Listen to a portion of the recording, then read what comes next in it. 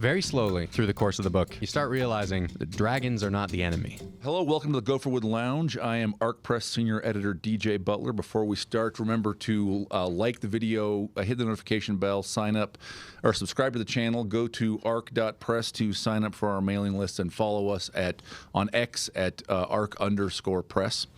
I'm here today with successful indie writer Blake Penn. Hi. He is half of the duo Blake and Raven Penn, and we have written down our prompt, which is dragons. We're going to talk about dragons You today. wrote Dargons. Well, I did that on purpose, but yeah. That's awesome. Isn't that in the Strong Bad video, Trogdor? Doesn't Strong Mad write Dargon? I wouldn't be surprised if he did. Maybe I'm remembering that wrong. No, that would be hilarious if he did. That was my basically failed joke. No, that's awesome. We're talking about dragons. So, by way of explanation, you and Raven Penn, your co-writer, have what are you, 4 books now into the series? Yeah, so we're just about to finish the draft of our 4th book, Yep. Which is going to be the final one of the series of the Skystone Chronicles. The Skystone Chronicles, which you've published yourself. Yes. And that's maybe a conversation for another day because, you know, the modalities of publishing have always been in flux. They're rapidly in flux recently. But today we're going to talk about dragons.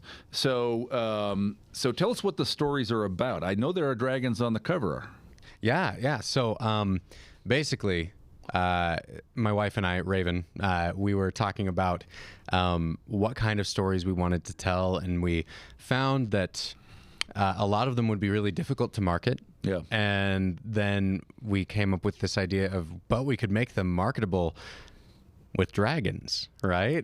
And so we really wanted to write like a heist novel. We both really enjoyed shows like Ocean's 11, Yeah.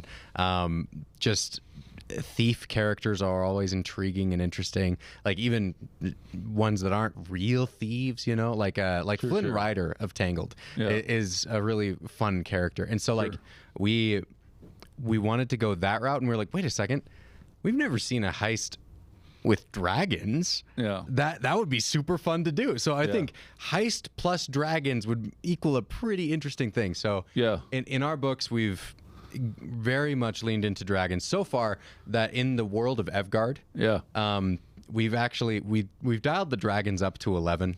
Yeah. We have basically the entire ecology of the planet has been supplanted by dragons. Okay. Right? So there are So like all the apex predators, there's no tigers, there's just dragons. Well, and it's things like draconic chimera animals, right? Oh, okay. So you, in place of like deer, you have dracolope. Okay. That are bounding around at various sizes, whether they're more rabbit-sized or larger. You have like dragon buffalo. You have aldracas. They're alpacas, right? Different kinds of draconic animals. So this is like Dragon World. Everything is dragons. Yeah, everything's a dragon. And what we've done to really dial up the level of like Dragonitude. yes, and the level of conflict with them is we've made it so that in our world at least, dragons crave magic. Okay. They want to eat magical things. Yeah. There's like magic rocks that fall from the sky called Skystones. Yeah. They bring additional draconic creatures to the planet. Yeah. But also bring magic fueled stone. Yeah. Which those dragons are kind of hungry for. Super interesting. Yeah. Okay, I have so many reactions. I'm going to like jumble them all out at the same time. Yeah. Sorry, that was a high level world that was building, amazing. not really what the books are about, but like the world building. That was amazing. I want to come back and hear what the books were about and talk more about the world building. First of all, this. I think as a matter of marketing, you're absolutely right. Okay? People love dragons. I'm going to tell you now about a guy who is a friend of mine. It's going to sound like what I'm going to say is going to sound like I don't like him. I do like him very much. Okay. I am envious of him, but I do like him very much. A guy I know named Brian D. Anderson. And Brian was, I knew Brian. I met him in the context of going to Comic-Cons and selling books. So we stand at the same booth and sell books. And he's a guy who was picked up by Tor for a trilogy, but because he had sold a whole bunch of books indie. And so I would be at this these tables with him. He'd have his indie books all in the stack, and he'd have the tour books. The tour books were about bards. They sold fine. The indie books were about dragons, and they sold a ton. And his pitch, this drove me nuts. Okay, this drove me nuts. I like Brian. I like you. I hope you're seeing this sometime. I like you very much. I'm going to say this thing though. So I would work hard on like figuring out how to pitch this book and pitch that book and how to pitch the book of, you know, my other friend's series over here and how do I pitch this series and man, his books, this indie published series, and I forget the titles and I apologize, but Brian D. Anderson, you can find them. They all had a dragon on the cover. People would come and say, "What's this book about?" He'd say, "It's about a good old boy and his dragon kicking ass." And they'd buy the book. That was it. That was the whole pitch. That's all he said. And I apologize. I know you're a Mennonite. I'm sorry I said a curse word. I should have warned you. But like, it's all good.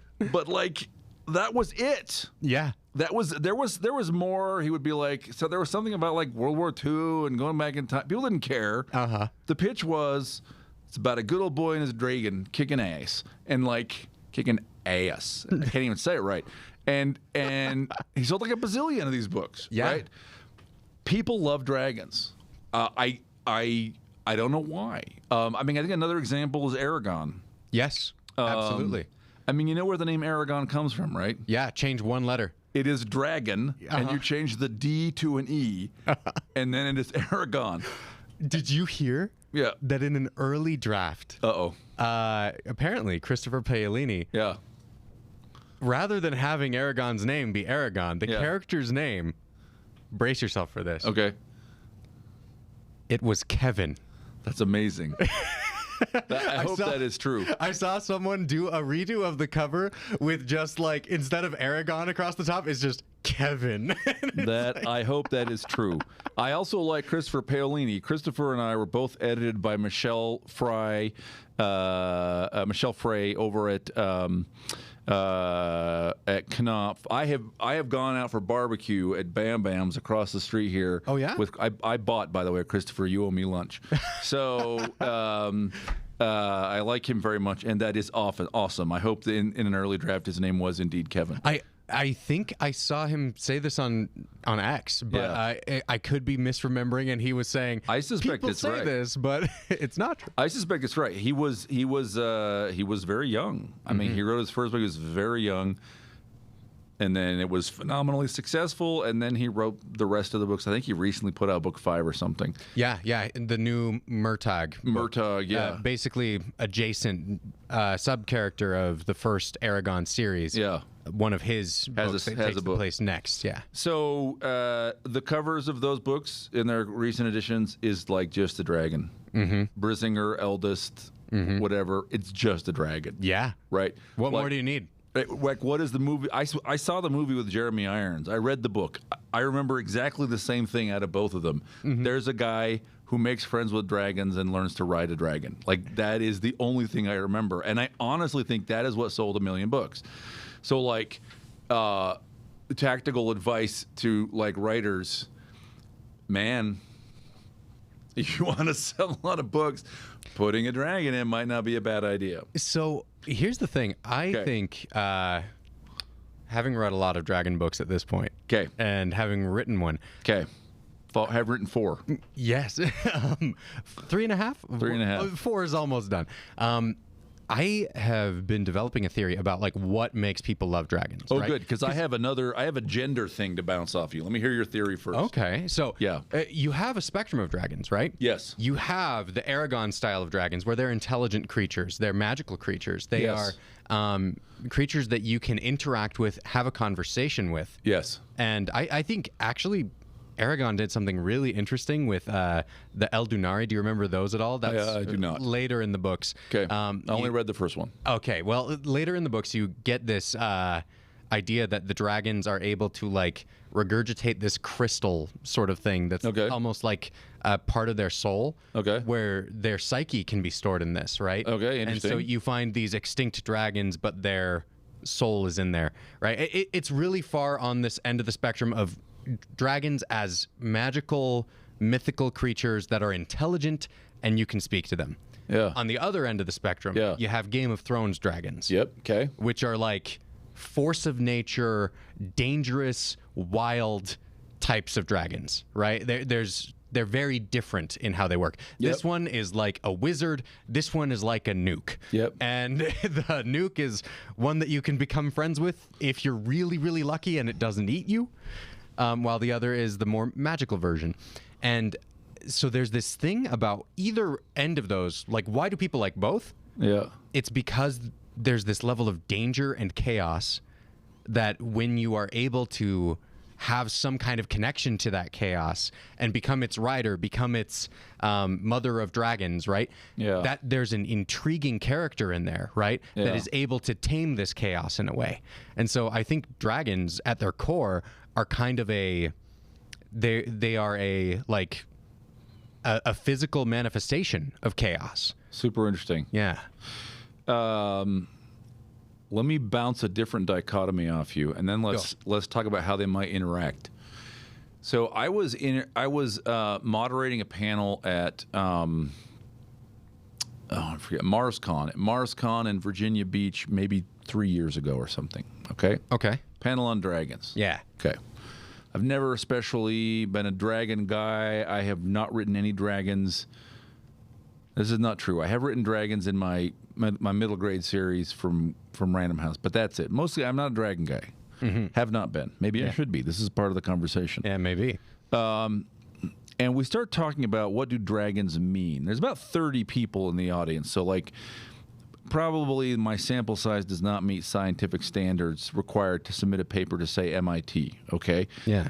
But we're talking about, and it turns out it emerges from the conversation that there are two wholly different ideas of dragons. And it's not exactly I'm not disagreeing with your spectrum, but this is like a different kind of take on, there's two different ideas of dragons.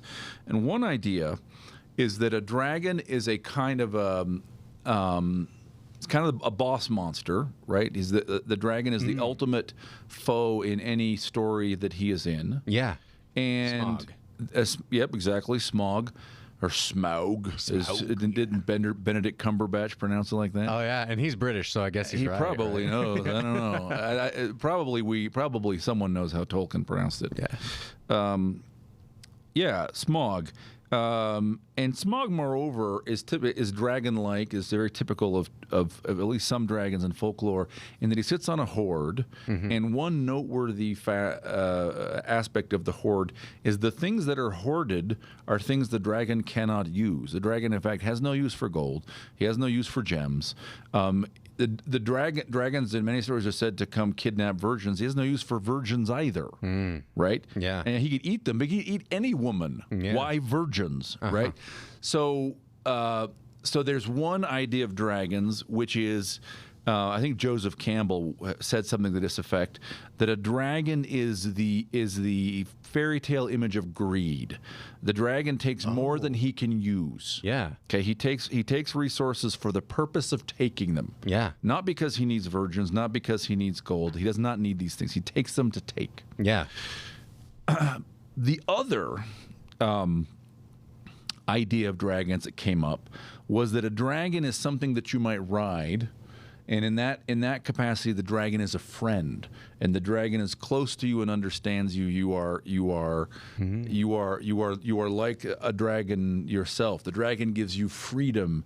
The dragon gives you mobility. Or maybe it's not that you ride the dragon; it's that you shape change into the dragon. It's your alternate self, and still it gives you flight. Yeah, and it gives you power to overcome the things that would have taken away your freedom. Right. Yeah. And so I'm moderating this panel, and these come, and I'm like, wow, this is super interesting. We have two totally different ideas about the meaning of dragon. Yeah. So I say to the audience, all right, close your eyes. We're going to take a vote. All right. Who here, when we talk about dragons, think about dragons as, greed, the incarnation of greed? Get a bunch of hands. Who thinks about dragons as being this kind of incarnation of mobility, speed, and freedom? The division is 100% along gender lines. Really? Every man in the room raised his hand for the dragon is the image of greed.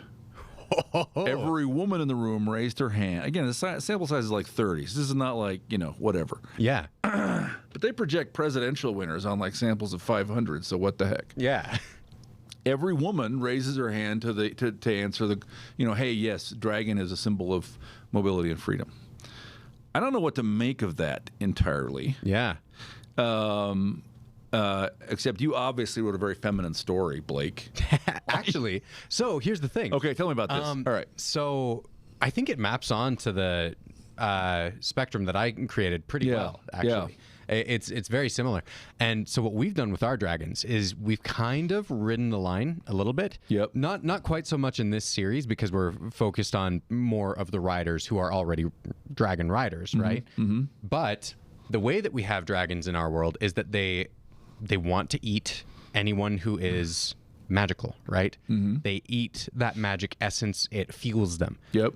Wild dragons are like that side of greed that you're talking about. But when they meet somebody that they might have a connection to, that they may forge a connection with, they'll scratch off their heart scale, a central scale that makes them vulnerable and is a place that they could then be hit later, right? Yeah. But they give that heart scale to that person to bond with them, right? Yeah. And it gives that dragon a level of sentience that it didn't have before. Yeah. And so like we tried to get both of them in there, where wild dragons are more the greed side of things, but a bonded dragon becomes that kind of mobility and freedom. Yeah. This is super interesting. I wonder, I'm going to engage in behavior which I am not licensed to engage in, but that's all I do, Blake. I'm not qualified to do anything. So, like if I were to try to synthesize these images, I might say something like, look, the dragon is in some sense, look, they're going to be like immediate no, howls of no, counterexample. But let me just think this through. In some sense, a dragon is like a male. He's a male force, right? And so, if I'm a man, if I'm a young man, I see a dragon as older men who have all the resources. Oh, interesting. Who have the things I don't. Yeah. And they don't really need them. I'm the one who needs them. That guy already has a house. Yeah. He's taken care of. He has a job, and he's sitting in the town council as one of the aldermen. Mm-hmm. And people are still giving him gifts, and he has a pile of gold growing bigger and bigger, and I'm just trying to make my way in this world, right? Yeah. And dragons are commonly ancient. And dragons are there's this idea that a dragon is old, right? Yeah. And for a woman, a dragon is still something male in the sense that is a power that if I can reconcile the power to me, right, if I can seduce the power, if I can befriend the power, then I can transform it from something that is dangerous to something that will help me be free, that will help me have mobility, right? Yeah. Help me leave my people and go to interesting places and do the things I want. Yeah. I don't even have an undergraduate degree in psychology. I never took a psychology class, but I wonder if something like that is sort of at the heart of the enduring attraction of dragons. Oh, sure. I could definitely see that being the case. That's fascinating to think about it that way. Yeah.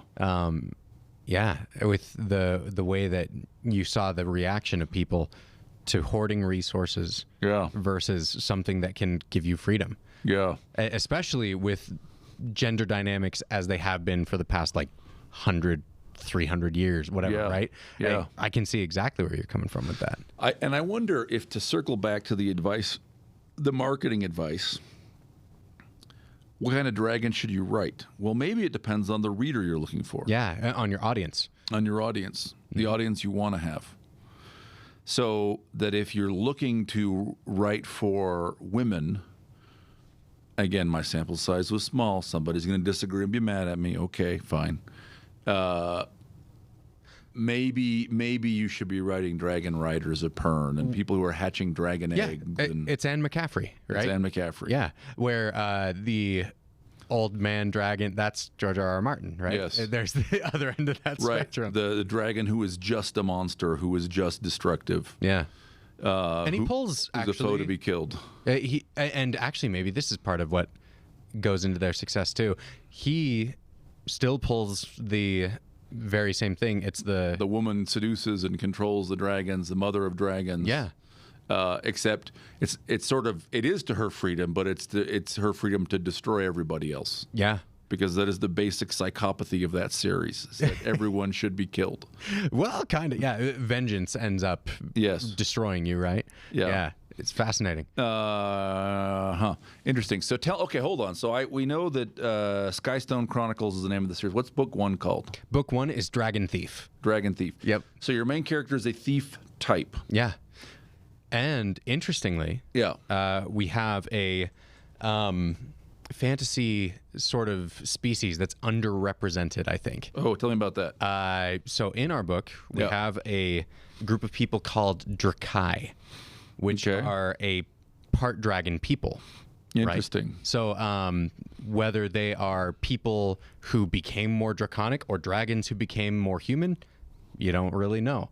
But we've got this main character is what the people of Evgard call a half-born, where one of his parents was Drakai and the other human.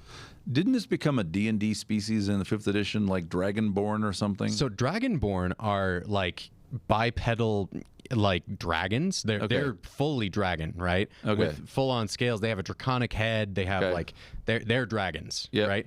So for us, Drakai is more akin to I've seen half dragons be something similar. They're more like what you would see from like Warcraft's humanoid version of a dragon, right? Where they're far more human. They have pointed ears with scales along the tips, right? Yep. And their dragon scales along their like hands, cheekbones, some of their forehead.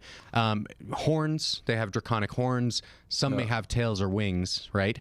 But it's more of a like human with a dash of dragon than a small dragon on its hind leg. Yes, exactly. Yeah, super interesting. By the way, one of the names I have on my whiteboard over here, it looks like it's Clint at Reptiles. There's a guy in Spanish Fork with a very large YouTube channel on. I think it used to be called Clint's Reptile House, but I think it is. I think it may have been changed to like Clint's Reptiles or something. Yeah. I totally want to have him on here. Maybe we should have you back with him, dude. That would be a blast. And we can talk about Drakai and Dragonborn and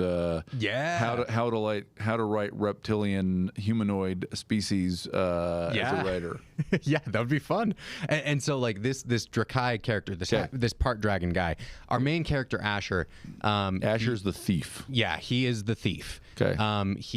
We begin the story with a quick heist, right? That goes wrong, and he's a Jewish thief. Why Jewish? His name's Asher. So actually, all of the languages in our book, they're fun. They have in the one side we have very much Hebrew and Latin roots. Oh, fun. Hebrew, Latin, and Greek. Yeah. And then for the Draconic language, we tied it back to Finnish. Oh, that's funny. Because it's so different than anything else in the world. Because most people are not going to recognize it all. And it's like lots of double Ks and weird diphthongs, Mordenkainen, Vainamoinen. And we wanted to, like, we felt like that would be an interesting blend of, like, how these things are different. And just the implication that the Finns of our world are somehow Draconic is just fun. Raven, my co-author, she's a little Finnish. She's so our main protagonist for this book, Asher, he's a half-born thief who has this magic in him. Sorry, he's half-born, so he's half Drakkar. Half Drakai. Yeah. Half Drakai. Yeah. Sorry, Drakkar is a cologne or something. Drakkar. Drakkar is something. We'll look it up later. Yeah, I've put heard it in the different description. contexts. But yeah, so he's half Drakai. Does he look fully human? No. So he has the bright green eyes of the Drakai people, and then the ears. Okay. But not much else beyond that. So why'd you make him half Drakai? Well, because we wanted to have a little bit of a difference between him, having him more of an outcast from the rest of his society, beyond just being a magi. Yeah. Because all of the magic users in our world, they're shunned by the people at large because they draw the dragons, right? So if you have too many in a town, dragons come attack, right? Yep. So you end up having them getting cast out of cities. They either join in with nomadic groups or they live in really small towns where they can hide who they are, right? Yeah. But with him, there's a lot of interesting stuff that comes later in the series as to why he's Drakai. But he starts off, he's a... So this is interesting because my gut feeling would have been like, man, you should make him human because then people can identify with him more. But maybe, do you know demographically if it's men or women reading your books? Oh, it's hard to say. We don't really get that data super easily. Yeah. On like Amazon doesn't say anything about that, and you're not selling through like Shopify, so you can just see the names of the people buying or whatever. Yeah, we do some direct sales, but it's pretty even as far as I can tell. Okay, interesting. But another thing that we've done, book 1 and book 2. Yeah. Because my wife and I co-wrote these. Yep. Our initial thing that we were going to try was we were going to write a character each. We were going to write it so that you could start from book 1 or book 2. Oh, interesting. And so I wrote book 1 and she wrote book 2 initially. Yeah. And then we were like, oh, these are different. These are really different. These are not the same kind of book in a way that, like, if you read book 1 and you picked up book 2, you would be like, this is not what I signed up for. So we were like, okay, we need to go through and change this and rewrite these in a way that we're both present in these. So our main character in book 2 is a girl who is fully human. I understand. And so we had that kind of as an idea, and it just got pushed into book 2. So I like this because the sort of half dragon man, and that's not right, but half Drakkar. Yeah, close enough. Yeah, he's got a little dragon in him. He's a 1/4 dragon. Yeah, he's like that's sexy for the ladies. Like I think that's one of the things we're saying. Yeah, and whereas the female character, fully human. Mm-hmm. Which I think, again, is the sexier choice for a male audience. I don't think most male readers are like, they might be like, this character is cool. She has scale armor. I don't think they intrinsically want to date the character with natural scale armor. That's true, yeah. Or if they do, there's a name for that condition. Oh, no. So interesting choices. I also like the way you and Raven are just flat out saying we're married as opposed to doing the Jack and Meg White thing of pretending you're brother and sister and having a mystery. Oh, did they do that? Oh, yeah. Oh, that's funny. Oh, yeah. Yes, for years. Uh-huh. I don't know if people believed them for years, but for years they would say that. So anyway, sorry, I cut you off. Yeah. Okay. You were telling me about... So basically the first book, Dragon Thief, it follows Asher, who's trying to get his revenge on the head of the Mage Hunters because in Evgard, because Magi draw dragons, we have this group called the Mage Hunters. Who are keeping the mage population down. Yeah, and making sure that they mark in silver on your face what kind of Magi you are so that you can be pushed where you need to go. There's a licensing requirement. Yeah, if you're an unregistered Magi, you get forcibly marked and sent away, or they try a new experimental cure on you. And this is what happened to Asher's mother. She had the experimental cure, and they never saw her again. That's his human parent. She is actually the Drakkar parent. Yeah. Okay. Now, sorry to break the gender dynamics of the theory there for just a second. No, that's good. I'm just exploring. Yeah. So, what's interesting is Asher joins up with this crew to go and steal a true dragon egg. Yeah. Basically only because it's going to get him close to the Black Valkyrie, who is the head of the Mage Hunters. Yeah. So he sees that as his opportunity to go get revenge while going along on this heist quest. Okay. Yeah. So how do dragons figure into the first... Because there's a dragon on the cover of book 1. Yeah. So the dragon on the cover of book 1 you meet very quickly. Yeah. And it is the dragon that Asher rides. So he is a dragon rider from the very beginning.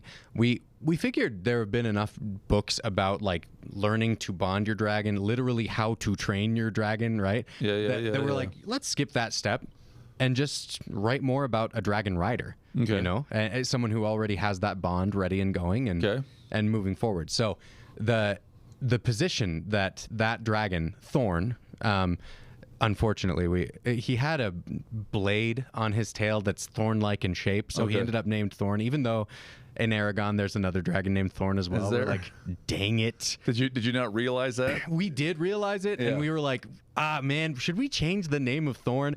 He has a thorn on his tail. We're going to leave it. Like, that's just what our character would name him.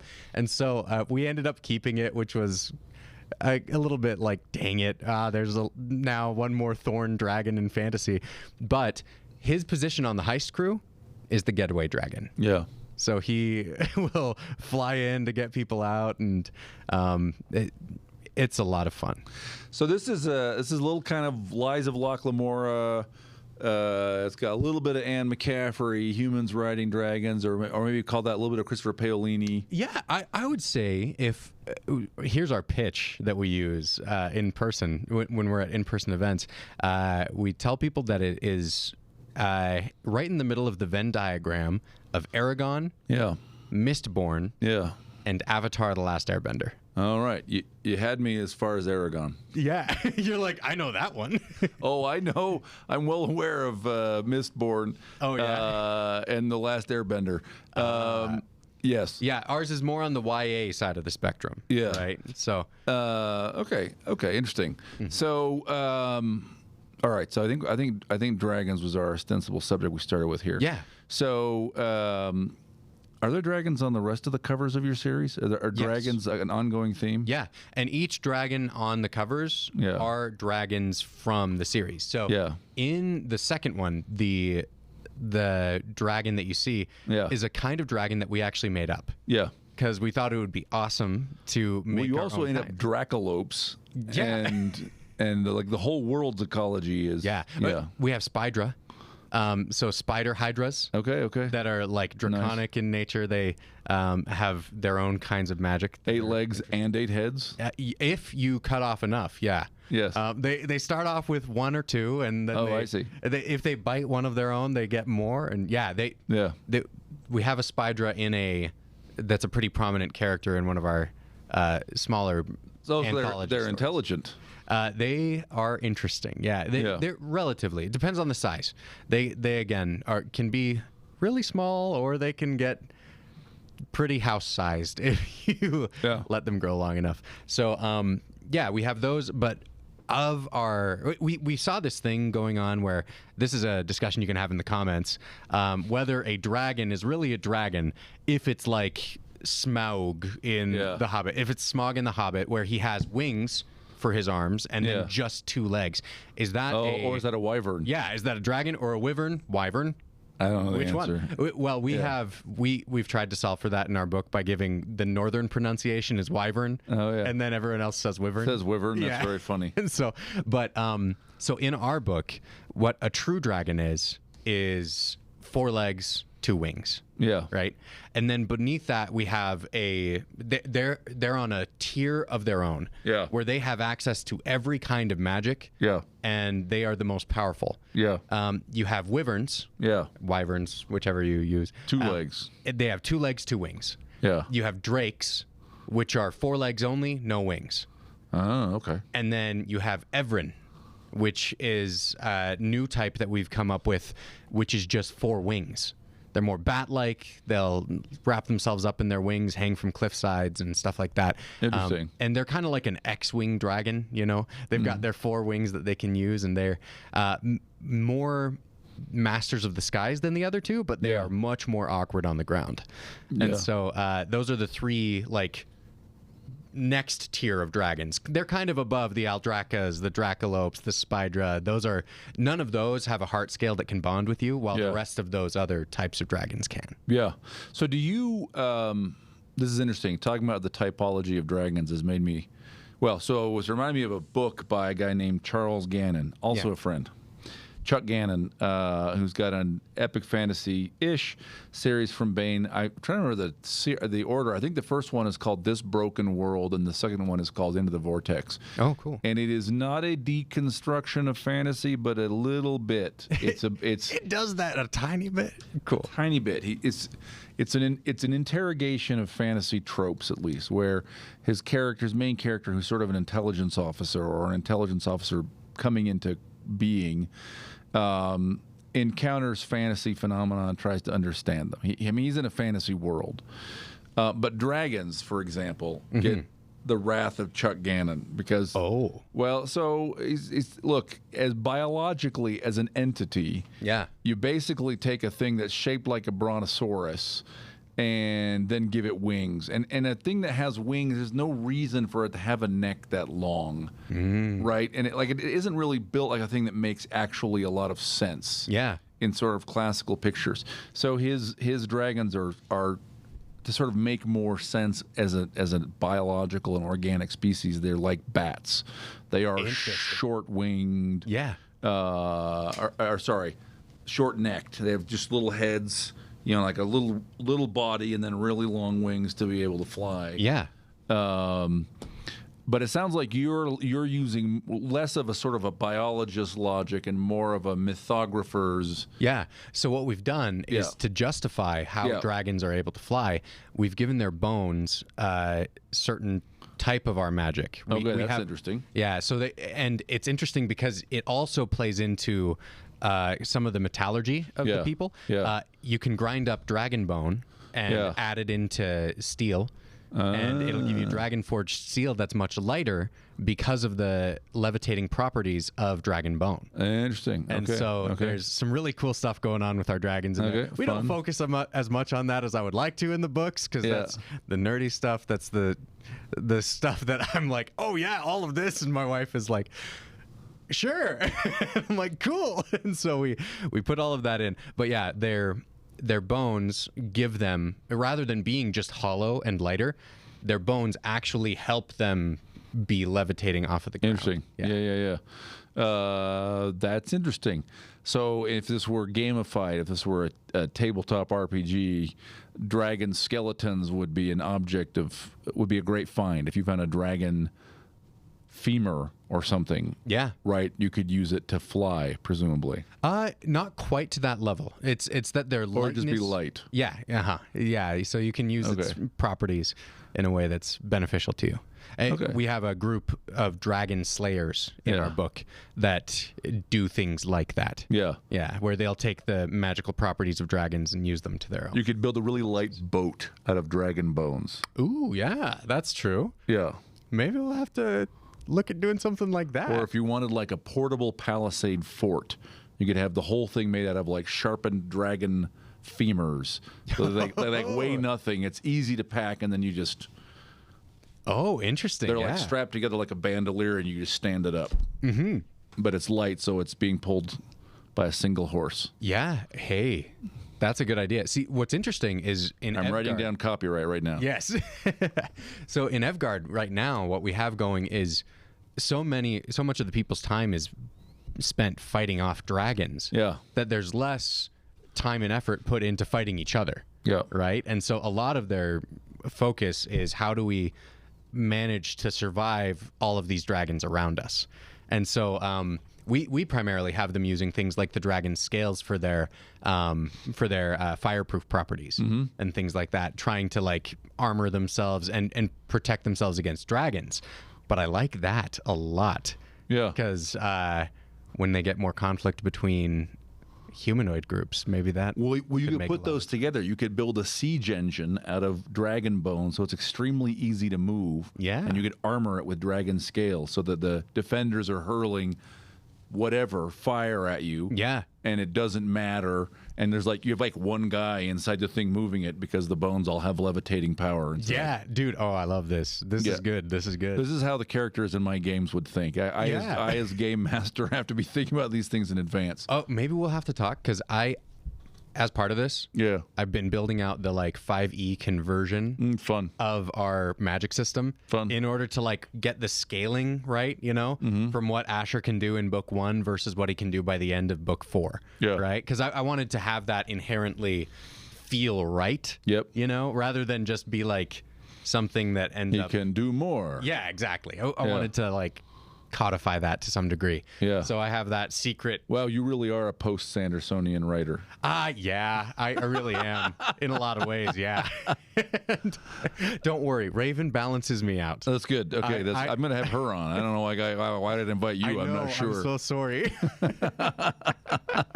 No, she would have fun with this conversation. That's awesome. We'll have to have you both back again. Yeah.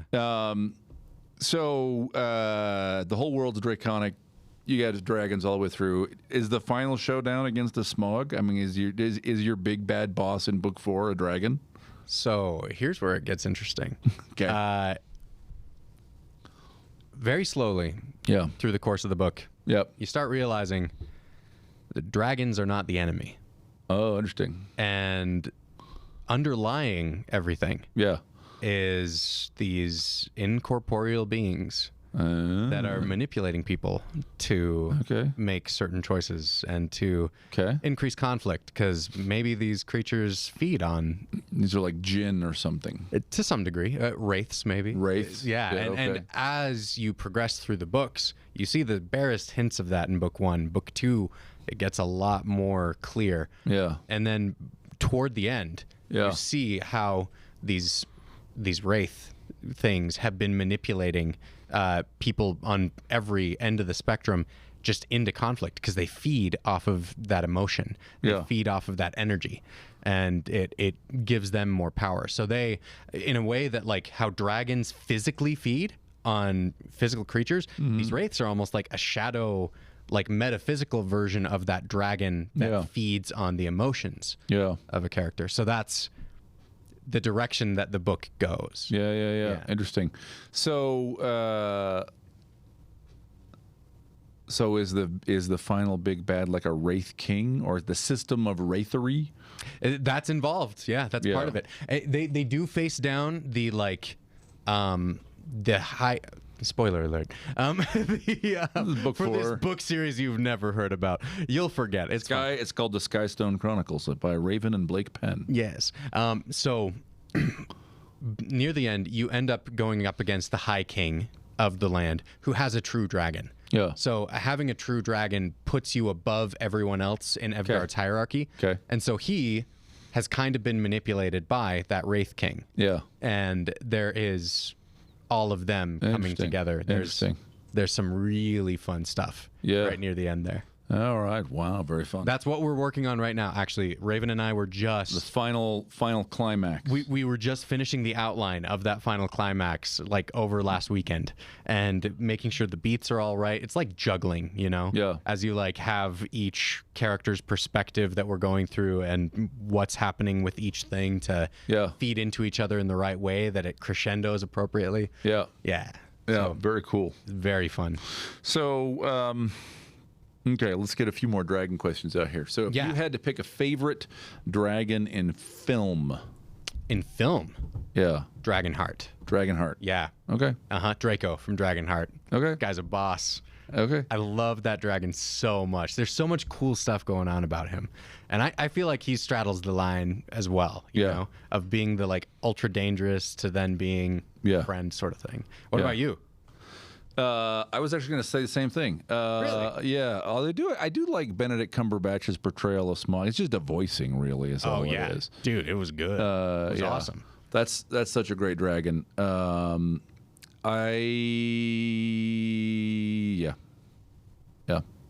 my top list. Dude, Draco's awesome. Draco's awesome. In Dragonheart. So good. I wish I could put the movie version of Aragon with Saphira in there. I can't. Yeah. Because I'm excited. They're working on at least a new series. And so hopefully that one's good. I really, really hope so. At least Christopher Paolini's as involved enough that I'm hoping it's going to be better. Yeah. But in the current age of adaptations have not been doing super well. So man, I do not share your hope. Here's what I hope. Oh no. And I like Christopher Palin. I hope the whole project burns to the ground and they spend the money on people who don't already have film adaptations. Oh no. What the heck? Well, to be fair, I hope they would come adapt really the have a film Skystone adaptation, right? To be fair, the guy's a millionaire many times over and is set for life, and so are his kids if he ever has them. So I would like something else to be made into film. But I do, to a certain degree, share what you're feeling. I think We need more new stories, unproven stories too. Just take some risks. This is the problem: is investors. It's a financial proposition. They don't want to take risks. That's why we're getting another Harry Potter, which we just had, and in which the old one is still available. It's why we got two different golden compasses. Right. And even a lot of the things that you find are successful were based on a book at some point, right? Sure. Yeah. Sure. Go out and read more. There's plenty of books. Go out and look at the books. Stop doing remakes. This is about dragons. I don't know why I'm ranting about remakes. And Brandon Sanderson, I'm writing down Sanderson's name so I can scratch him out. Oh, why? And I'm writing down remakes so I can scratch out remakes. There we go. Rawr. So this is one of your common rants on the show against remakes, and I mean, this is just a thing. It's like AI. Here, I'm going to scratch out AI too. AI, take that, Tony. AI. No, I'm not a ranter, but I think Hollywood is just being pretty cowardly. It's just remaking the same stuff. Yeah. And it really ought to stop doing that and be brave and make something new. It's been the same things for like almost 20 years. Also, we got 2 series of unfortunate events, and it's just... Yeah, it's too much. It's way too much. I really do hope that we see a resurgence of taking more risk and trying new things. Like, I think what's going to happen is that the cost is going to come down, and the old distribution model is going to die entirely, and so it won't be hundreds of millions of dollars to make a film. Yeah, it will be people investing $5 million and doing everything digitally, and then we're going to get real risk again. Because Netflix, Apple TV, all of these streaming services, they kind of did that to a certain degree, right? Yes, that is a step on the way. Yeah, it's the first part of that wave, I think, and so hopefully that can start building out more. It's odd how it's fragmented audiences, though. Well, man, AI. I'm scratching out AI again, so you really know my feelings. Yeah. The use of AI in storytelling. Imagine this. Okay, here's this scenario. Yeah. It's 5 years in the future. It's Saturday. Raven is off doing Pilates or something. You're like, man, I'd like to read a book. You go, oh, no problem. Hey, Grok, write me a story, make it 90,000 words long. Have it be about dragons. I like dragons. In fact, the dragons should be the heroes in this story, and the main character should be a thief, and have it be a heist story, and have the main character named Blake, and have him be really handsome with slightly floppy hair. and Grok will just write you that story. Right? But the problem is, nobody else but you has read that story. Yeah. And nobody else but you ever will read it. Yeah. Right? So I think this is we're already at risk that there are centripetal forces that want to sort of rip the culture apart and send us our own way. Yeah. And I think AI could really dramatically accelerate that. Yeah. By creating custom narratives for every individual person. I think that's actually deeply unhealthy and dangerous. Yeah, and on that note, actually, we found our book. You did. On the list of books that got pirated to train AI. Oh, nice. So not book 1 or book 2, just book 3. Book 3 was on the list. That one was Dragon Hunter. Okay. It has been pirated and then used to train AI. Yeah. So now, so if Grok says anything about hunting dragons, it is probably learned from it was Raven exclusively and Blake from Penn. us. We own it was from dragons you guys. And hunters. That's us. Yeah. That's funny. So if you had to pick a book depiction of dragons, is Paolini your favorite? He's come up a lot. Dude, okay. Dragons from Paolini's version are awesome. Yeah. I think they're incredible. I think he did really, really interesting things with dragons and with dwarves, actually. Yeah. He did some really fascinating stuff with world building. Are they my favorite? I mean, mine are my favorite. There we go. Yeah, they are now because like they're closer to the Paolini side of the spectrum. Yeah. Christopher Paolini does a really interesting thing with his dragons with the color coding of their magic. Okay. Which is really fun. It's just interesting and cool. Yeah. Like the way that Saphira is a blue dragon and that like gives her rider blue fire, and his sword later is made of blue steel, right? Okay. Like that's a really cool, like iconic look, and I really appreciate the way that he did that kind of stuff. I think that's really interesting and cool. Yeah. So of books outside of the one that I wrote. Yeah. For which ones have the coolest dragons, I think he wins. You like Paolini? Yeah, Okay, very cool. Just awesome. What about you? I love McCaffrey stuff. It's not technically fantasy. I think arguably it's science fiction. You think it's fantasy for a few books, and then you realize, oh, these people came here by spaceships. They live in a world that's got an atmospheric kind of blight, and they've adapted by becoming symbiotic with this race of flying lizards, because the lizards are adapted to the planet, which humans are not, and can destroy the thread. Right, that's very cool. The thread. I also have massive affection for Trogdor the Burninator. Yeah, burninating the countryside, burninating the peasants. All the people. Yeah. Yes,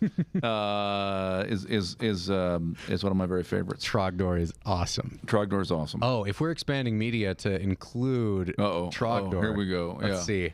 What about games? Video games? Board games? Board game dragons? Dude, Spyro is a fun dragon. Yeah. That's probably a little young, but dude, Spyro is such a fun take on dragons. With like, is Spyro a Pokemon? No. So I'm like Spyromander. So Spyro is a Spyromongo. He's a dragon. He's just straight up a dragon. Okay. And he's like a character from the era of like Banjo and Kazooie and Ratchet and Clank, Jack and Daxter. If any of those ring a bell. Actually, no. Legend of Zelda. I feel old. I know Legend of Zelda. So post Link to the Past, probably around Majora's Mask time. Okay. You have Spyro showing up. Okay, all right. So he's just. So this is a dragon in the Zelda-verse. No, he's not in Zelda. You're just dating him. Yeah, dating him via Zelda. I figured that's going to be our best bet. All right. So he's just the main character dragon. He runs around learning to master different elements. Yeah. Very magical, fun kind of dragon. Yeah. Okay. Yeah. Very cool. Very cool. Yeah. So you're finishing up book 4. Congratulations. What an exciting thing. Yeah. It's been a big success. Skystone Chronicles. Yeah. We've been blown away by how well it's gone so far. Yeah. Just having done our own thing and tried indie, like straight up publishing our own stuff. Yeah. Are you guys dragons for life? Is your next series going to be dragons also? Dude, okay. So are you going to like try and reinvent mermaids next? No. In this world, everything is a mermaid. So I wonder if we will write things that have like no dragons in them. Like we're definitely fantasy is where we're going to stay. Yeah. I have the majority of the outline together for our next book, for our next series. Yeah. Okay. Because I've heard that it's quite important to figure out what you're doing with your second series to like signal what kind of author you are and what kind of stuff you produce, right? Okay. So we want to keep it similar to what we have done. We're not going to have it's not going to take place on Evgard, the world where everything is a dragon. Okay. In New fact, world. Yeah. The working title for this so far is The Henchman. Yeah. Okay.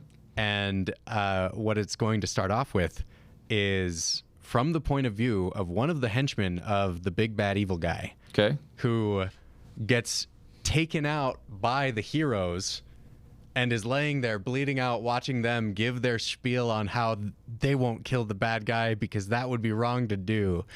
And he's like, wait a second, guys, you basically just killed me, right? And then he blacks out.